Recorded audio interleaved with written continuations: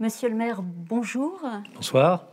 Tout d'abord, pourquoi sommes-nous ici ce soir dans ce futur complexe Léo-Lagrange? Parce que le complexe Léo-Lagrange nouveau, c'est l'image de l'avenir de la ville. C'est un équipement pour sa jeunesse, pour la cohésion, pour la solidarité, pour que tout le monde puisse se rencontrer. C'est un événement majeur de l'ANRU et c'est important que nous soyons ici. Pour parler de ce qui vient de se passer dans la ville, je trouvais ça bien que nous nous tournions vers l'avenir et vers des choses plus importantes. Tout ce qu'on peut faire ensemble pour la ville. Alors justement, vous souhaitiez revenir sur les incidents qui ont secoué la ville depuis le dimanche 5 septembre. D'abord, comment allez-vous et comment va Fadila Benamara? Chacun a vu que samedi, nous avons été pris à partie. J'ai reçu un peu de farine. Il y a eu aussi un peu de bousculade. On ne cherche pas trop à le dire, mais fort heureusement, il y avait des gens qui m'aidaient. Il y a eu un peu de bousculade et on a cherché un peu à me bousculer. Ce qui m'embête, non pas pour moi-même, mais pour le maire que je suis. Je pense qu'on a réagi avec calme et ça, c'est une bonne chose. Si nous n'avions pas réagi avec autant de calme, ça ne serait pas aussi bien passé. Fadila Benamara, je voudrais en parler.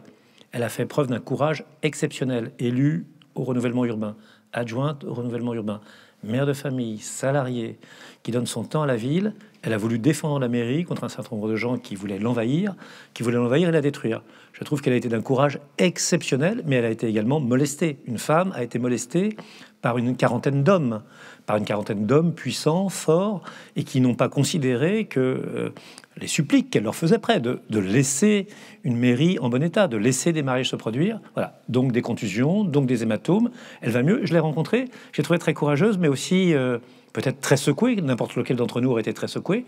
Il y a une sorte de post-traumatisme. Moi, mes enfants sont très inquiets, ont pu être très inquiets. Mon épouse est également inquiète. Et c'est vrai que même moi, j'étais un peu fatigué après ce samedi que nous avons passé. Donc, nous allons bien, nous allons mieux, mais c'était une épreuve et on en sort probablement différent. Justement, les Relivallois se posent beaucoup de questions sur ces événements. Est-ce que vous pouvez nous expliquer ce qui s'est passé samedi en mairie? Samedi, il y avait le matin un événement plutôt sympathique. Il y avait les 50 ans de sacerdoce du père Bergenot à l'église. Je ne suis pas très pratiquant, je vais pas souvent à l'église, mais c'était un homme pour lequel j'ai le plus grand respect. Je dis parfois qu'il a marié ma fille et enterré ma mère. Ça fait de bonnes raisons. Et donc c'était quelque chose d'assez paisible et d'assez agréable, où chacun d'ailleurs, toutes les communautés de Val-de-Reuil, puisque je vois qu'il y a beaucoup de croyants dans des communautés très diverses, étaient là, des musulmans étaient là, des protestants étaient là, des catholiques étaient là, et c'était quelque chose avec une grande concorde. Très beau également le forum des associations qui a eu lieu ensuite, et qui était là aussi le rassemblement de tout le monde. Enfin le sport, on sait ce que c'est à Val-de-Reuil, on connaît notre équipe de foot, ici il y aura une équipe de basket, tout le monde joue, et on est Relivallois, et on veut que Val-de-Reuil gagne. Et puis donc je suis retourné à la mairie et là des gens qui avaient dit qu'ils envahiraient la mairie, on en avait été un peu prévenus, peut-être qu'on avait mal calculé les choses, qu'ils avaient déjà envahi de 10h du matin à midi et demi. On pensait qu'ils étaient partis, c'était une erreur. On pensait qu'ils étaient peu nombreux, c'était une erreur. On pensait qu'ils n'étaient pas agressifs, c'était une erreur. Se sont mis à envahir la mairie un jour de cérémonie républicaine, de cérémonie de mariage. Imaginez des parents endimanchés, des enfants, une dame en blanc, un monsieur bien habillé. Il y avait un mariage de Sénégalais assez sympa parce qu'elle venait de Dakar. Il venait de Dakar et c'était une jeune fille qui avait l'intention de rester à Val-de-Reuil alors qu'il voulait l'emmener à Nanterre. Les familles, voilà, soudainement on est envahi. Et alors là, ça devient quelque chose de fou. La porte de la mairie est cassée, la porte de la salle des mariages est enfoncée, des gens tapent sur les murs, je n'entends même plus ce que disent les mariés, j'essaie de continuer le mariage. Certains l'avaient reporté, ce mariage, à cause du Covid, et il y a un déferlement, mais véritablement de violence absolument folle. Qui fait cette violence? Un groupe qui n'est pas relivallois, qui s'appelle la Ligue de défense noire africaine, qui considère que ce qui s'est passé ici la regarde, sont des Parisiens pour l'ensemble d'entre eux. Ils ont fait rentrer peut-être quelques relivallois avec eux et ils se comportent comme ils ne savent pas manifestement ce qu'est Val-de-Reuil et ce qu'est le vivre ensemble qui est le nôtre. Une énorme violence. Les policiers arrivent. Fadila a cherché à défendre l'escalier, la mairie, je l'ai dit. Les policiers arrivent, ils sont pas nombreux. On arrive à faire descendre tous ceux qui nous avaient envahis. Et puis, moi, je raccompagne assez naturellement chacun des couples qui s'est marié parce qu'ils sont inquiets en bas. Et au troisième mariage, je reçois de la farine, probablement pour m'humilier ou m'embêter. Moi, la farine, ça sert à faire des gâteaux, ça m'embête pas trop.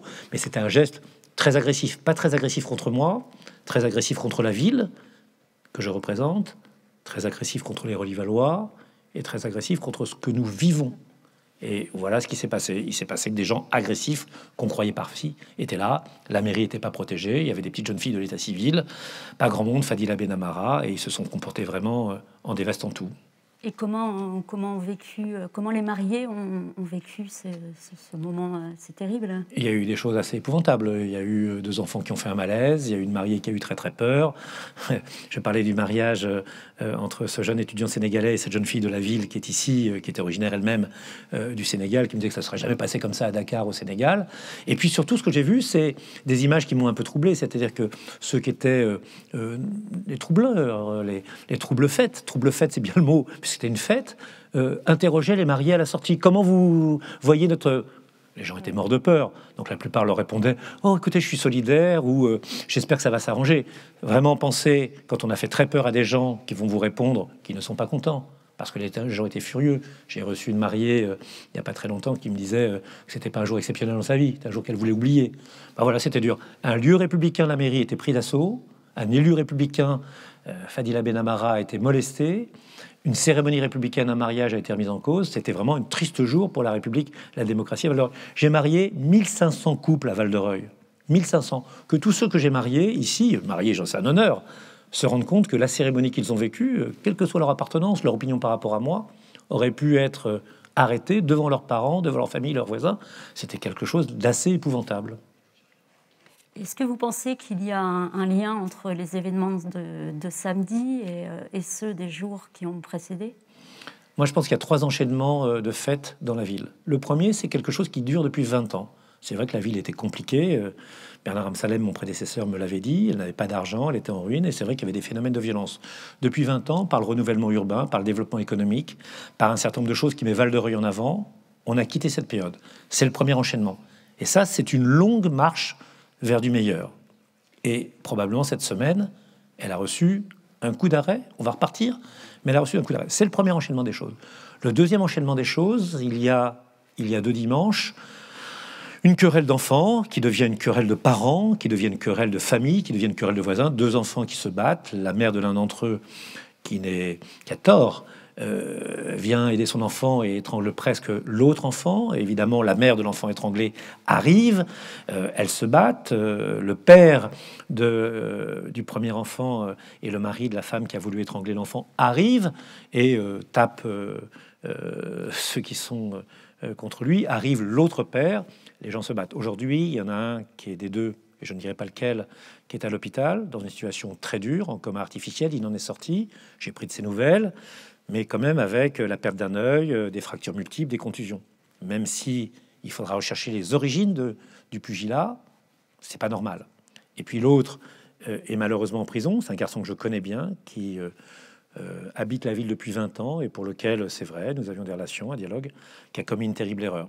Voilà, ça c'est ce qui se passe. Et lundi, mardi, mercredi, jeudi, on a cherché à apaiser tout le monde. Il y a eu des forces de l'ordre de manière importante et je pense que les choses étaient rentrées dans l'ordre. Et puis il y a un troisième enchaînement. Cet enchaînement, c'est une déclaration de Marine Le Pen dont on n'avait pas besoin, disant que la ville de Val-de-Reuil est un espace de non-droit, qui prend une image, qui la projette. On peut tout faire dire aux images sans la moindre légende. C'est déjà un ennui pour la ville. Une deuxième chose, il y a une manifestation qui n'est ni autorisée ni permise puisqu'elle est spontanée. Moi, je ne la prends pas. Et c'est une catastrophe pour la ville aussi, parce qu'on y entend un certain nombre de cris, on y reviendra peut-être, de cris insupportables. Oui, ils sont où les Noirs, qui sont xénophobes et racistes, et qu'il faut condamner, et qui sont condamnables. Et puis, il y a la troisième chose, c'est samedi, là, dans l'après-midi, ces gens, la Ligue de défense noire africaine, qui est composée de gens qui cherchent le buzz, l'image, la provocation. Leur leader a dit j'irai rouvrir la tombe du général de Gaulle, qui est un génocidaire, ce que je ne savais pas. J'irai cracher dessus, qui a brûlé un drapeau français, qui a proféré à l'encontre de la communauté africaine des insultes terribles, alors même qu'il dit la défendre. Et ces gens-là arrivent. C'est quelqu'un qui passe tout le temps chez Hanouna, ce soir encore, je crois. C'est de la provocation, c'est du buzz, c'est de l'image, ça n'a rien à voir avec nous. Et son but, c'est de faire parler de lui. Et voilà. Donc, 3 choses qui n'ont rien à voir. Notre longue marche vers un Val-de-Reuil meilleur, un différend familial que je regrette et pour lequel je souhaite véritablement que chacun puisse recommencer à parler. Et puis, des gens qui viennent, Marine Le Pen, le PKK et la Ligue, qui viennent ensemble pour nous troubler, qui viennent de l'extérieur, qui viennent de Paris. Ces 3-là, moi, je les vois assez proches. Je ne fais pas vraiment de différence entre Marine Le Pen et la Ligue, entre la Ligue et le PKK. Ce sont des gens qui ont fait du mal aux Relivallois. Et je suis leur maire. Donc finalement, c'est une récupération extérieure et qui Récupération. n'a plus rien à voir avec le contexte relivallois. Récupération, instrumentalisation, manœuvre. Dire que c'est l'affrontement de deux communautés. J'ai vu une communauté, mais j'ai vu que de l'autre côté, c'était des gens qui venaient de tout Val-de-Reuil. Donc, c'était pas ça. C'était pas un affrontement ethnique et communautaire. C'était un affrontement entre deux enfants, deux parents, deux familles, deux voisins, deux groupes. Je ne souhaite pas qu'on le montre comme un affrontement ethnique. C'est vrai que peut-être moi aussi, j'aurais perdu la tête si mon enfant avait été menacé. Et je ne sais pas ce que j'aurais fait. Ce que je sais, c'est qu'il y a une riposte hors de proportion, c'est certain. Et que de l'autre côté, il y a une agression qui n'a pas lieu d'être. Est-ce que vous vous êtes senti seul à un moment depuis ces événements? Non, parce que j'ai trouvé auprès de l'État, de membres du gouvernement, Gérald Darmanin, le ministre de l'Intérieur, un soutien. Parce que j'ai trouvé auprès du préfet de l'Eure un soutien. Parce que j'ai reçu d'innombrables témoignages d'amitié de la part d'élus de notre département, d'élus nationaux, de la part d'amis, de la part de gens qui connaissent Val-de-Reuil, de beaucoup d'habitants aussi. Et puis il y a des gens qui ont été assez exceptionnels. Je pense à Hervé Lofili, notre boxeur, qui pourrait penser à lui plutôt qu'aux autres en ce moment, parce qu'il pourrait être préoccupé par lui-même, et qui a été remarquable, comme toujours, de générosité et de gentillesse, venant dissuader. Qu'est-ce que vous venez faire ici? On n'a pas besoin de vous, a-t-il dit à cette ligue. Et beaucoup leur ont dit, mais qu'est-ce que vous venez faire ici? Puis je pense à la police municipale qui a été dévouée. Je pense aux forces de l'ordre aussi, qui ont fait un travail difficile. Je pense au conseil municipal. Non, je ne me suis jamais senti seul. J'ai beaucoup dit que le maire était le paratonnerre, c'est lui qui devait prendre la foudre. Et j'ai demandé parfois aux élus de se repousser un petit peu, parce que je ne souhaite pas qu'ils soient en première ligne quand c'est difficile, quand il y a un combat solidaire pourrait être positif, oui, mais des coups à prendre, non. Mais je me suis senti très entouré. J'oublie pas les fonctionnaires de la commune, le directeur général des services, tous ceux qui travaillent avec moi. On a été, je pense, assez solidaires, et c'est tant mieux. Mais on était évidemment assez troublés par une violence à laquelle on n'avait pas l'habitude de se confronter. Monsieur le maire, Pardon. Vous disiez avoir reçu un certain nombre de messages de Relivallois. Alors, quel est leur sentiment? Je pense que les Relivallois ont été indignés par ce qui s'est passé. La mairie, elle compte, le service public, elle compte. Le maire, je suis le maire depuis 20 ans, c'est peut-être beaucoup, mais je crois aussi que c'est une preuve de confiance. Et je trouve que beaucoup ont compris que quand on s'en prenait au maire, quand on s'en prenait aux élus, à la mairie, on s'en prenait à la ville. Et que donc c'était assez incompréhensible que des gens venus de l'extérieur, des Parisiens, une fois encore, pour beaucoup d'entre eux, beaucoup des Kurdes qui ont manifesté venaient d'ailleurs, la quasi-totalité de la Ligue était parisienne, même s'ils ont réussi à engranger quelques esprits qui, je pense, n'avaient pas assez réfléchi. Et j'ai trouvé de la solidarité, une volonté de se resserrer autour de notre identité, de prouver qu'il y avait une communauté, qui est la communauté relivalloise. J'étais à la mairie tout à l'heure, moi j'ai été étonné. Je pensais que les gens seraient peut-être pas trop contents dans le voisinage de ce qui s'était passé. Non, les gens apportaient des témoignages de solidarité. Il y avait aussi de l'inquiétude sur ce que je faisais. Il y a une chose que je voudrais dire. La manifestation, on a pensé que je l'avais autorisé, la manifestation qui a regroupé un certain nombre de Kurdes du PKK, que je ne confonds pas avec nos amis kurdes. Moi, j'étais à un enterrement d'un ami qui est mort pendant le Covid et qui était réenterré. Une cérémonie très émouvante. Un garçon qui s'appelle Henri Weber, qui était sénateur de Seine-Maritime, mais qui était surtout un ami. Et c'était vraiment une cérémonie poignante. Donc, j'étais pas là à Val-de-Reuil. Quand je l'ai appris, bien évidemment, j'étais très en colère. Et j'ai demandé à chacun de faire preuve de fermeté pour que ces gens rentrent chez eux. Mais j'ai entendu deux choses qui m'ont fait sourire, même si la situation était difficile, que les CRS manifestaient avec les Kurdes. Non, dans le concept d'emploi des forces, les CRS encadrent la manifestation pour qu'elle ne dégénère pas. Et le préfet me disait qu'il avait été confisqué à des gens qui venaient de Paris pour se joindre peut-être à cette manifestation, une hachette, des bâtons avec des clous, un certain nombre d'objets. C'était donc bien que les CRS encadrent. Quand on voit les CRS encadrés avec les gilets jaunes, c'est pas qu'ils défilent avec eux, c'est le concept aujourd'hui d'emploi des CRS. Et puis on m'a dit une autre chose qui était vraiment risible, que j'étais en tête de la manifestation. En tête de la manifestation, il y avait la commissaire de police d'Évreux qui, pour faire un certain nombre d'avertissements que les bons citoyens se retirent, doit avoir son écharpe bleu-blanc-rouge. Et elle portait un casque. Je ne suis pas une femme, je ne porte pas de casque depuis mon service militaire, qui remonte à 40 ans. Et par ailleurs, mon écharpe bleu-blanc-rouge, je ne la porte pas à la ceinture, mais je la porte en diagonale et pour les mariages, justement. Et les dorés, les pas argentés.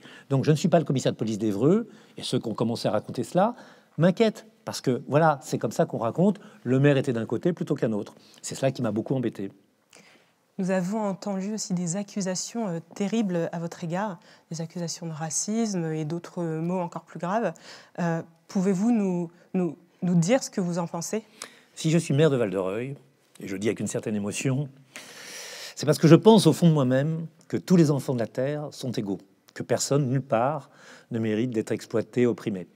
Et ce que j'ai essayé de faire ici depuis 20 ans, avec l'aide de beaucoup de gens, c'est de faire en sorte qu'on essaye, dans un laboratoire Val-de-Reuil, de créer cette société d'entraide, de solidarité et de respect. Je pense que les parents d'élèves, quel que soit leur parcours, leur origine ou leur religion, je pense que les gens qui pratiquent justement une religion, je pense que savent que si je m'énerve ou si je peux être désagréable, ça peut m'arriver parfois, c'est vraiment sans le moindre lien avec l'appartenance, je dirais, éthique. Pour moi, il y a des Relivallois. Et ma difficulté ou mon combat, c'est de faire respecter les Relivallois dans leur ensemble par rapport à leur entourage, par rapport à leur environnement. Il n'y a pas plus loin de moi que le racisme. Je crois que j'essaie de ne pas j'essaie de pas démontrer, parce que démontrer qu'on n'est pas raciste, c'est un peu stupide. J'essaie dans mes actes quotidiens d'être en accord avec mes valeurs. Et très franchement, si un jour quelqu'un en 20 ans peut m'avoir entendu dire, voilà, ce conseil municipal avait un certain profil, notre conseil municipal il y a 20 ans. Aujourd'hui, je trouve qu'il est plus ressemblant à ce qu'est la ville, et c'est tant mieux. Je pense que je vois davantage chez les conseillers municipaux, chez les gens que je rencontre ici, une femme quand c'est une femme, plutôt qu'une femme d'origine marocaine, un homme quand c'est un homme, plutôt qu'un homme qui serait noir. Je vois davantage un cadre, un ouvrier, un jeune, un vieux. Ça, ce sont des choses qui sont authentiques. Mais véritablement y voir autre chose, c'est vraiment à l'autre bout de moi. Certains le savent, j'ai une admiration pour les cultures de ce vieux continent que sont l'Afrique, un amour également de ce continent, une passion pour le Maghreb qui est ancienne, qui m'a fait le seul pays où j'ai vécu longtemps dans ma vie en dehors. C'est l'Algérie, où j'ai d'innombrables amis. Voilà. Et donc, ces accusations, je trouve qu'il faudrait revenir à la raison. Je pense que le maire que les Relivallois se sont donné est un maire qui cherche à être respectueux de tous et qui les protège tous. On les protège, les gens n'ont pas besoin de moi pour les protéger, mais qui cherche à faire aller la ville de tous en avant pour tous.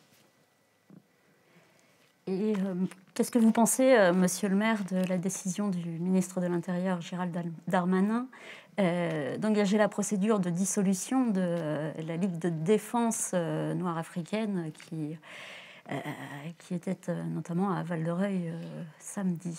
Je conseille à chacun, bien que ce soit pas une bonne lecture, de regarder les antécédents de cette ligue et de voir les excès, les provocations, les injures qu'elle a pu distribuer à l'égard d'un grand nombre de gens.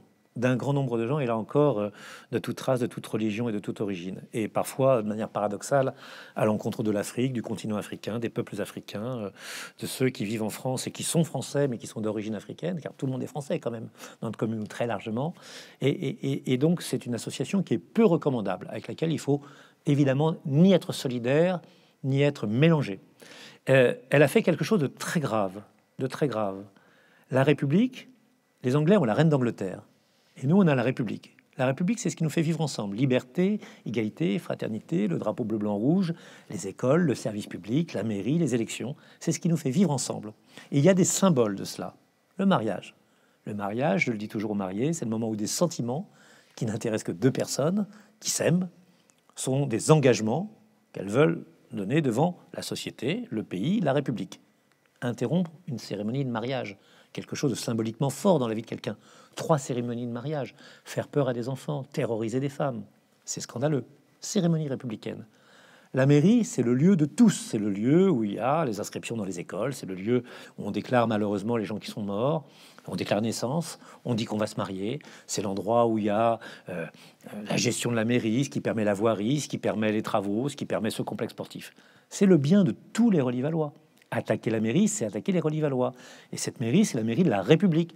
Liberté, égalité, fraternité, j'ajoute solidarité et laïcité. C'est ici. Deuxième problème, un lieu républicain. Une élue de la République, quelqu'un qui porte une écharpe, à Val-de-Reuil est respecté. Il y a pour moi, par exemple, beaucoup d'amitié et d'affection, mais aussi de respect. Monsieur le maire, quand les enfants disent, quand je rentre dans une école, monsieur le maire, ça fait toujours plaisir. On a vu des basketteurs là dans l'ancien complexe de Lagrange, monsieur le maire. Un lieu de la République, une élue de la République, des cérémonies républicaines. C'est la ligne jaune.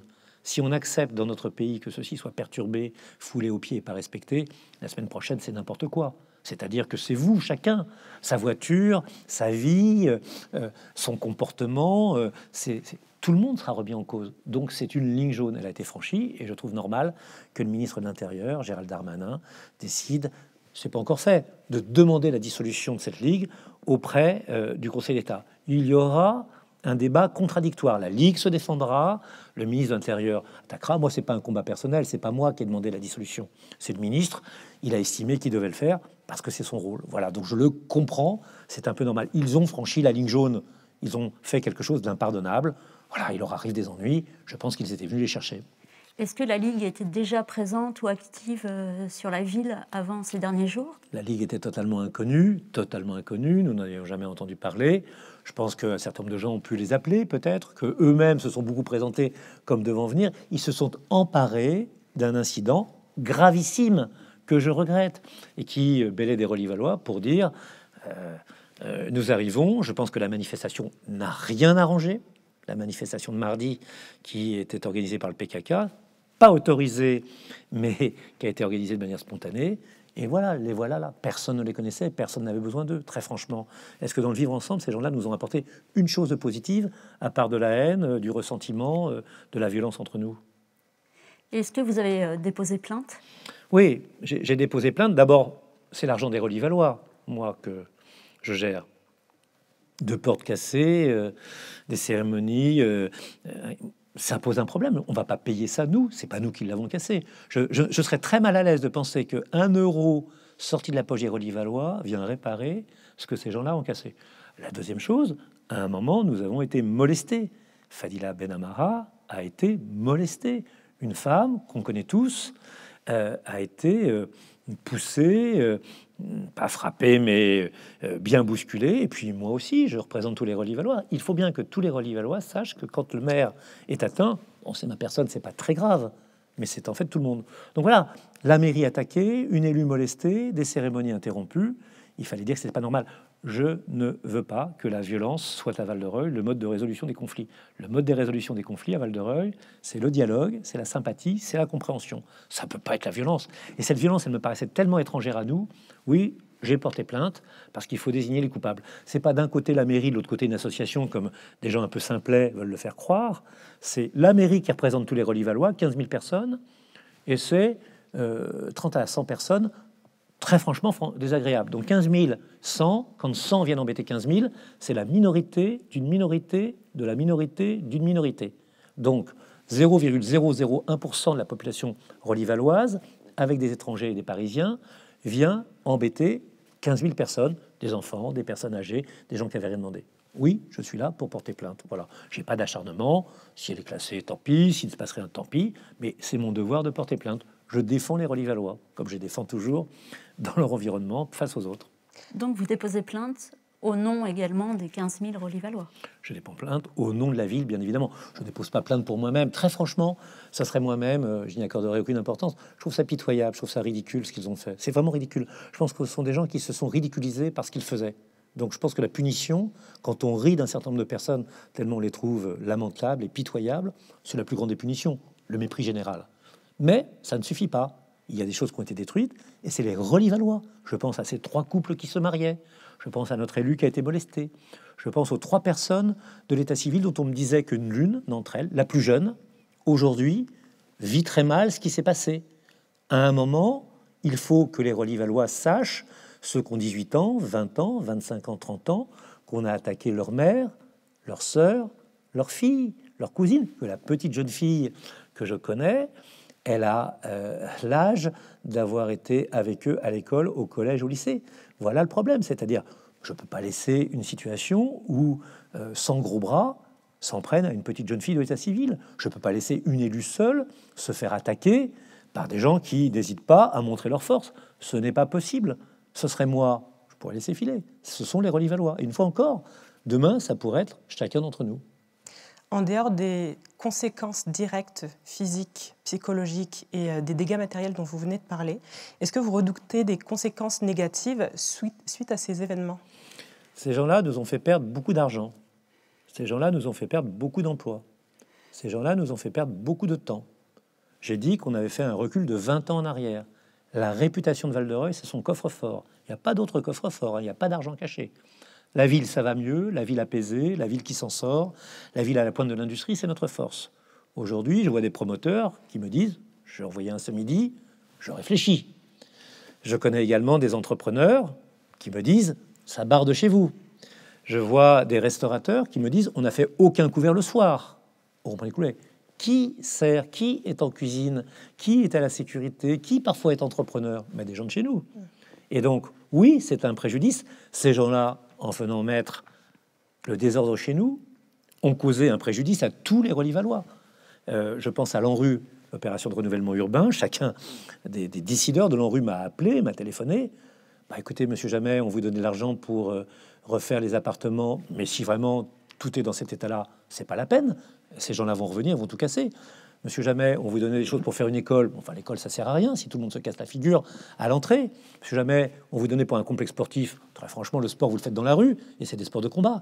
Il faut bien se rendre compte que ceci n'est pas vu par ceux qui nous entourent et ceux qui sont sous partenaires comme une espèce d'épopée, comme cherchent à le faire croire ceux qui en étaient les protagonistes, mais un truc pitoyable, une chose nullissime.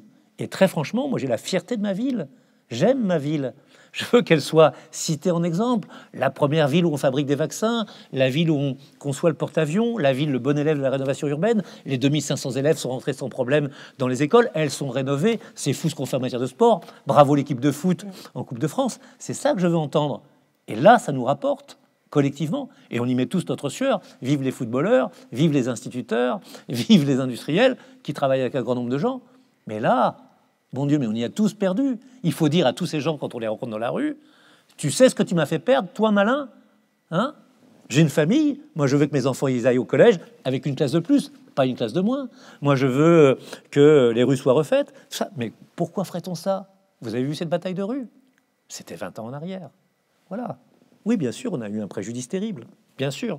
Ils nous ont fait perdre beaucoup. Ces gens-là sont coupables d'avoir fait perdre à chaque Relivallois de 0 jour, de 1 jour à 100 ans, leur avenir. Voilà. Pourquoi cet endroit se ferait où nous sommes si véritablement ça ne sert à rien, si ça sert de bataille de rue? Il faudrait dire à tous ceux, les 2-3, qui se sont mêlés à eux, qui sont lourdement responsables de quelque chose. Il y a un préjudice aussi qui me préoccupe, c'est que on connaît le jeune homme qui est en prison.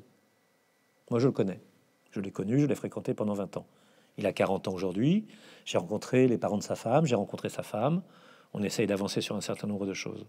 Est-ce que véritablement... Sa sœur m'a écrit une lettre, et je trouve qu'elle a eu raison de me l'écrire, pour me dire qu'elle se désolidarisait de ce qui s'était passé. Est-ce qu'on croit vraiment que demain, un juge à qui il va falloir dire que ce jeune homme s'est emporté, qu'il a eu tort et qu'il regrette? Est-ce qu'on croit, ces amis-là, ceux qui disaient de ses amis, mais ils l'enfoncent? Est-ce qu'ils pensent vraiment c'est la pire chose qu'il pouvait faire? Mais un juge, il n'aura aucune envie d'être indulgent. Et moi, je souhaite qu'il comprenne toutes les situations qui ont été à l'origine de l'affrontement. Et que s'il y a des circonstances atténuantes, elles soient bien mises en avant. Il faut punir.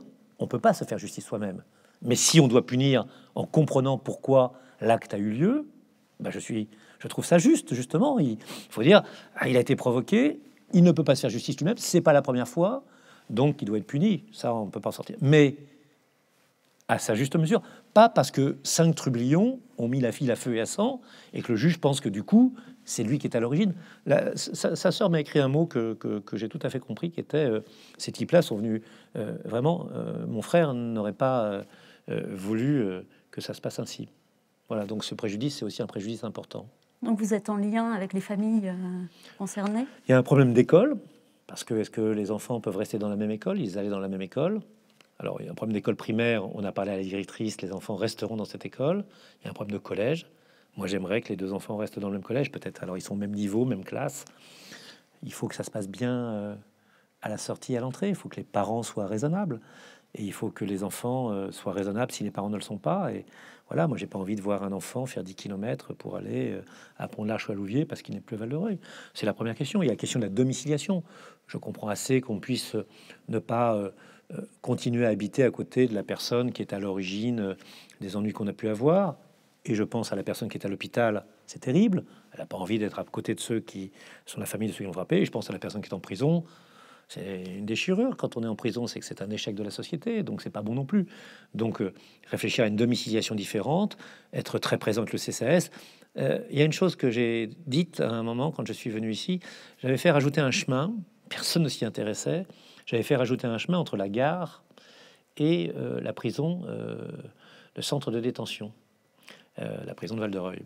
On m'a dit, mais pourquoi tu fais ça? Mais je dis, parce que les femmes et les enfants des détenus ne sont pas condamnés à quoi que ce soit. Et donc je voudrais qu'on prenne sur nous pour bien comprendre que les protagonistes, c'est une chose, mais laissons leur famille maintenant. Laissons-les vivre tranquillement. C'est ça qui est important. Donc oui, on fait attention à toutes ces choses-là.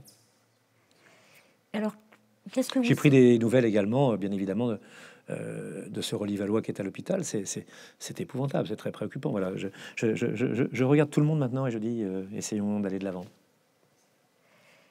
Et qu'est-ce que vous souhaitez là aujourd'hui pour votre ville, pour ses habitants, que ce soit pour les prochains jours et pour les prochaines semaines?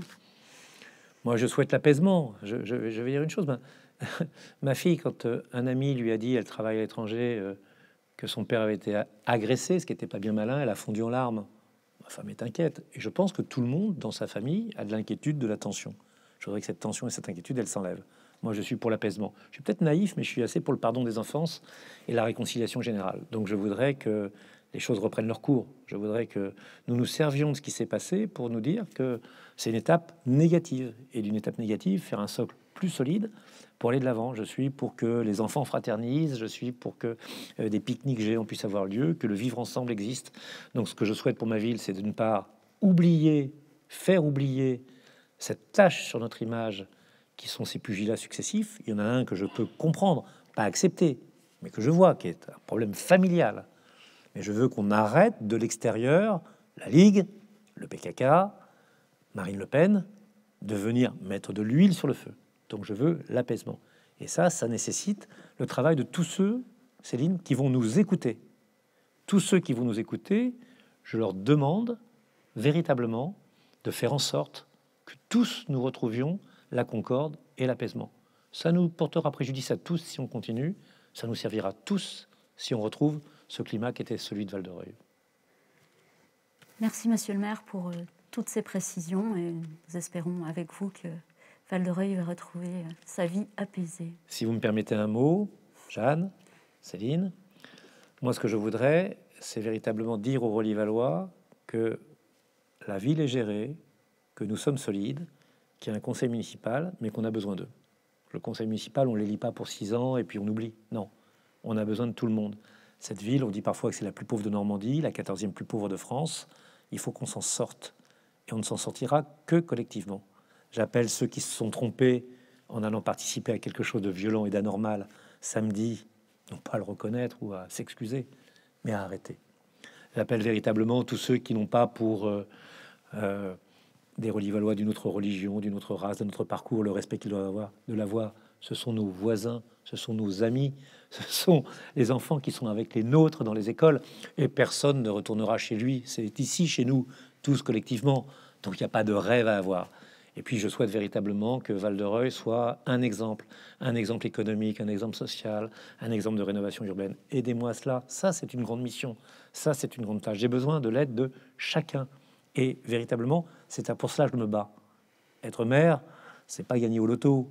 Être maire, c'est parfois des ennuis et un peu de fatigue. Mais être maire, ça peut être très beau. Marier des gens, reconstruire des écoles, aller plus loin, vivre mieux ensemble. Donc nous avons tous un rôle de persuasion.